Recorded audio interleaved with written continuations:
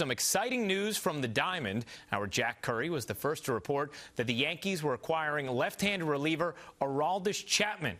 Earlier this offseason, during Yankees Hot Stove, Jack said that the Yankees should trade for the fireballer during Curry's Cove, and he now joins us on the phone. So, Jack, let's first ask you this, just about the particulars of the trade. What made the Yankees want to go after Chapman, and what are they giving up in this deal? You know what, Ryan? Chapman has been a pitcher that has intrigued the Yankees for a while, and that's not a shock. What team wouldn't be interested in having a guy who averages 100 miles per hour with his fastball? You look at what they gave up in this deal, and I think that's a big reason that they jumped to make this deal. They gave up two pitchers in Rookie Davis and Caleb Cotham, and two infielders in Eric Jagielo and Tony Renda. Now, Davis and Jagielo, according to Baseball America, are top 15 Yankee prospects. But remember, I just said top 15. I didn't say top 5. The Yankees didn't have to give up a Judge or a Sanchez or a Mateo or a Bird. So when you can bring someone of Aroldis Chapman's ability and talent and flair and put him in the bullpen with Miller and Betances, if you're the Yankees, from a strictly baseball perspective, this move made a ton of sense. I've talked with a couple of baseball people since the trade came down, and they said this was a great move for the Yankees. Well, I guess then when we talk about the price tag, Jack, I'd have to ask how much of the Yankees not having to give up more has to do with the domestic violence allegations that are attached to Chapman and came this offseason. Right. I'm glad you mentioned that, Ryan, because that's why I said strictly from a baseball perspective. When we talk about this, we absolutely have to talk about the domestic violence allegation that's out there, because Brian Cashman acknowledged that the price point, as he put it, was modified after word came out, reported by Yahoo at the winter meetings, of the domestic violence situation that allegedly involved Chapman. So I think the Reds had to change the way they were doing business at that point. The price tag definitely dropped on him. This was a player they were already looking to move. They're in a rebuilding phase.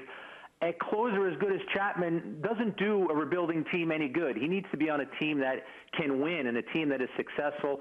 So because of what looms for him, the price definitely changed. Now, Brian Cashman was asked, do you expect him to be suspended in 2016? He said, I can't speak to that. All I can say is that the Yankees did their due diligence.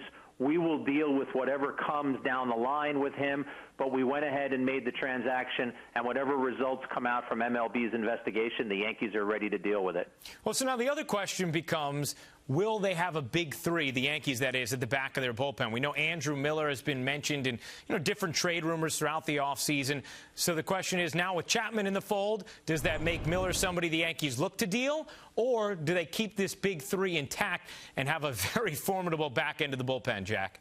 Well, Ryan, their plan is to keep the big three intact, and I think that's the smartest move they can make. You look at their rotation right now, and they don't have guys who they believe are going to give them a ton of length.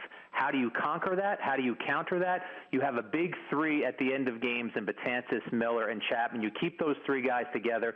Brian Cashman called Andrew Miller after the trade occurred to let him know that Chapman was coming on board, and he said he told Miller his intent was to keep those three guys together, not make any other moves. And going back to something that I just said, if Chapman does get suspended, the Yankees are going to want to have Betances and Miller together. They're not going to have a big three for whatever period of time that might happen. It's only going to be a big two. So I think the Yankees clearly are going into 2016 believing that this will be their version of the 1990s Reds nasty boys, because these guys can come into games and get strikeouts, and that's what managers want. Now, Jack, you broke the story today. You also forecasted the story, talking about it on Yankees Hot Stove earlier this offseason. I know you guys will be back from your holidays hiatus coming up a week from this Monday, and I'm sure you're going to discuss what this means for the Yankees' place in the AL East. But we'll get a little preview from you now, Jack. So where do you think this puts the Yankees in the AL East, and how much does it alter your expectations for them?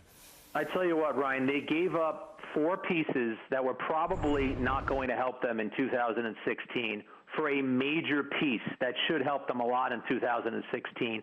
So they're an improved team right now. You look at what the Red Sox have done and adding the pieces that they've added, David Price and Kimbrel. You look at the Blue Jays, and even though they lost Price, they're going to have Stroman back for a full season. So I think Brian Cashman and the rest of the front office knew that there was no way that they could just leave Nashville and not make any other moves.